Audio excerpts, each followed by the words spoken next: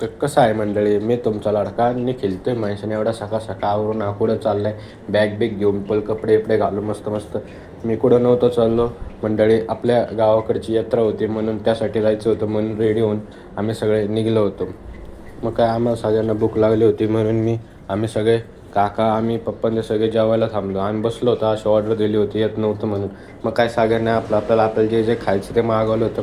इतर मिसळपाव मागितलं होतं, मस्त दाबून खाल्ले. त्यानंतर जाताना काकांना म्हणलं 2 मिनटं गाडी थांबा, आम्ही इथं रस्त्यावर मस्ती करत होतो आणि गाड्या कशा फास्ट चालल्या.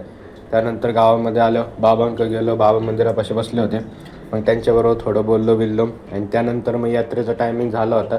मग तिकडे गेलो. मग देवीच्या आधीच काठीची मिरवणूक काढते, देवीच्या पाया पडून घेतलं आणि त्यानंतर मग आपल्याला मान भेटला काठी नाचवायचा.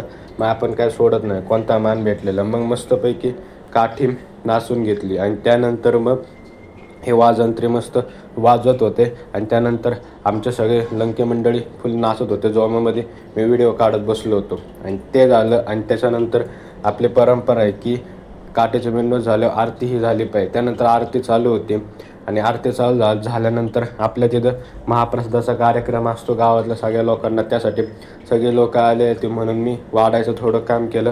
कसा वाटला ब्लॉग नक्की कमेंट करून सांगा. थँक्यू.